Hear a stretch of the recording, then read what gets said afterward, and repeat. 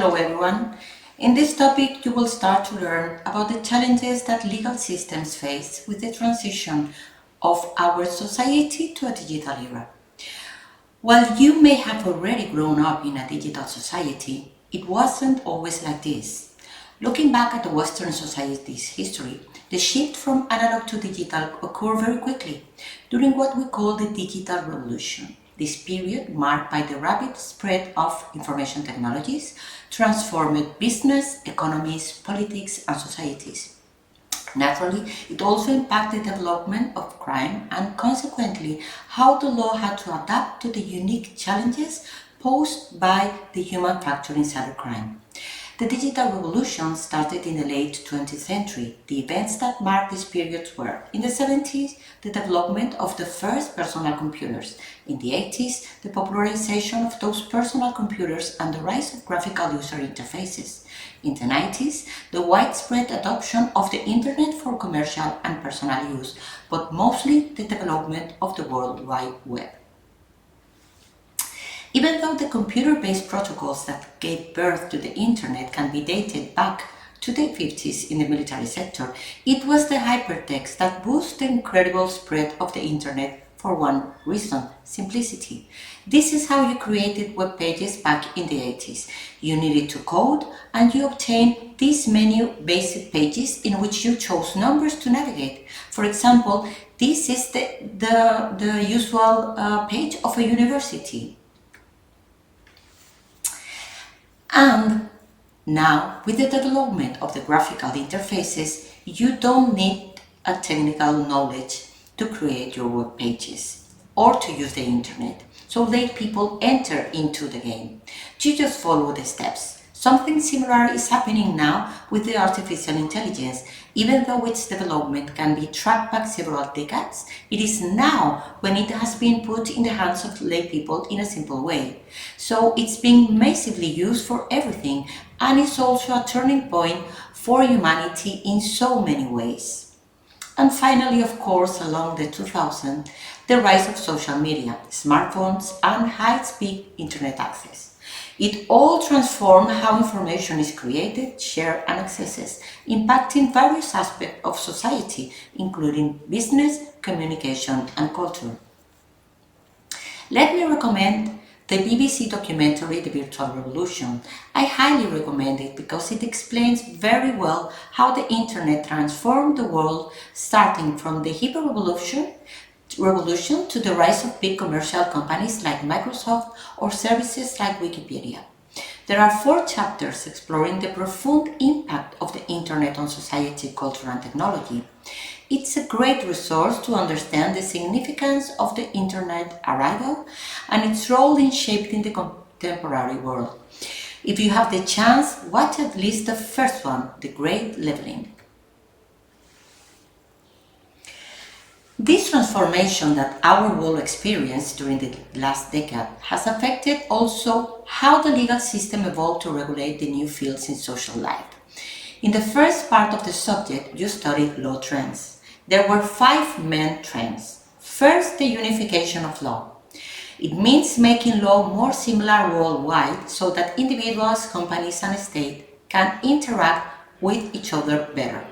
It is possible if we have similar legal documents globally, for example. Second, the socialization of law, which means making the law more social, adapting law to social values. We already know that law reflects societal values, especially democracy and welfare, leading to increased state intervention in life. Areas like childhood, labor, or environment are now regulated by legislation, while were not in the past. Third, the growth and spread of the law scope. The consequence of expanding role of the welfare state in social affairs has led to broader legal landscape. New areas like labor, public education, public health, environment, and ICTs emerge, also new codes, procedures, and agents. And that leads to the specialization and bureaucratization of law. With the legal field becoming wider, courts and legal firms need to specialize in specific areas like family, penal, or trade law. Police units also focusing on cybercrime, gender violence, or riot control.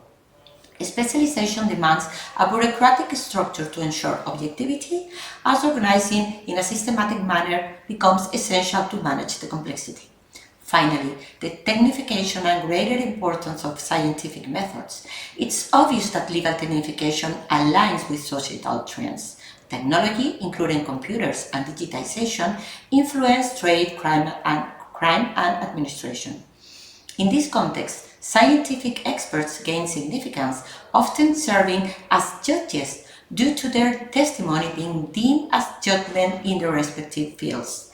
And these trends occurs mainly because of globalization and with the assistance of the IT, information technologies. As you know, globalization is a process where countries, economies, cultures, and politics become interconnected. Socially, it means people worldwide can communicate and share ideas easily. Economically, it involves the flow of goods, services, and money across borders. Politically, it leads to international cooperation, treaties, and shared governance.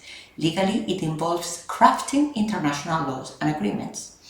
Of course, it also poses challenges like cultural changes and economic inequalities, and also challenges modern legal systems.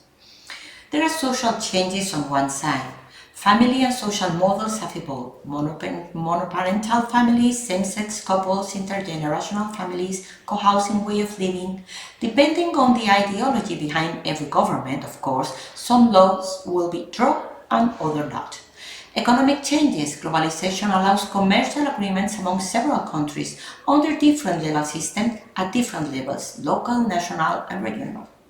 And politics. Social movements all over the world are changing political systems, and basic statements as constitutional principles are being challenged or questioned. In the case of Saudi Arabia driving ban, it was the contact with other cultures that made women start their struggle to change the law. Finally, people is more and more aware of how climate change is impacting our planet. Now, many are calling for changes in law to protect the environment. They've seen real effects of global warming, like extreme weather events, and want governments to take stronger actions. This has led to protests and demonstrations to pressure politicians. The idea is that we need law that better safeguard our environment, promote the use of renewable energy, and reduce pollution. So there is a social demand for legal changes to save our planet. In today's world, there is a big challenge for legal systems globally due to the fast growth of information technologies. We live in a digital society where online and offline life are closely interconnected. We need rules. This calls for a wider perspective from today's leader, an expert in law, society, crime, and economics. Our world is interconnected and influenced by globalization and technology, creating a new situation not completely covered by many existing laws. Real-life changes often happen faster than rules can keep up. But adapting to this new fast connected reality is crucial for an effective law system. Which fields of social life are affected by digitization? Economy. Well, the internet and other related technologies have profoundly transformed the economy, as we've just been saying, and how business operate. One significant impact is the rise of e-commerce, allowing businesses to reach global markets and consumers to shop conveniently online. These shifts have altered traditional retail model and expand opportunities for small business. Collaborative economy brought platforms as Airbnb, Wallapop, Wikipedia, and others. Communication and collaboration have been revolutionized, enabling remote work and virtual teams. Big data analytics has become instrumental, providing valuable insight for decision making. Social media platforms have emerged as powerful marketing tools, influencing consumer behavior. Automation and artificial intelligence also have streamlined processes, improving efficiency. However, challenges such as cybersecurity threats and job displacement have also arisen. Overall, the internet has reshaped the economic landscape, fostering innovation, connectivity, efficiency but requiring adaptation to navigate evolving digital terrain. Changes have also occurred in all the rest of field of social life, in society, in education, in social relationships, in politics, in so many ways. And of course, this affects the legal field. The legal field has seen many changes, ranging from computer-assisted legal tasks to digital documents management, e-filing systems, and other ways in which technology allows professionals in the legal field to work better and in a more effective way. The Internet facilitates legal information access, collaboration, and the delivery of legal services, transforming the legal landscape as a whole. We call all of this legal informatics and involves the application of information technology and computer science to the practice and study of law. But also, laws have had to expand or change to cover the new areas that the information society has opened up, new fields that need regulation. So we see that cycle mentioned before of expanding legal matters, growing complexity of legal content, increased bureaucratization. And now we have to add it to the speed which is necessary to adapt to all this. And that's not always possible. We call this the digital law, and it focuses on the legal aspect of technology, including issues such as data protection, cybersecurity, electronic contracts, digital evidence, intellectual property, and digital crime. So digital law is concerned with the legal implications of the increasing digitization of information and the persuasive use of technology in various aspects of society. Regarding the crime field, we can say that because of the internet, new types of crimes like hacking and online fraud happen. New crime scenes in the cyberspace, new criminal profiles, new victim profiles, new types of offender. People can hide online, making it hard for the law to catch them. Also, there's cyberbullying and selling illegal things online. The law needs to adapt to this digital crime, and it's not easy. The crimes often happen across different countries, so countries need to work together. This makes it tricky for the law to keep up. Laws about privacy, cybersecurity, and online information are now very important. As the internet grows, the law must keep changing to catch the new kinds of crimes happening in this digital world. We are going to finish the lesson by watching the documentary Where Cybercrime Goes to Hide. This documentary answers some very interesting questions, which I will read from the description. What if there were countries the size of an average suburban household?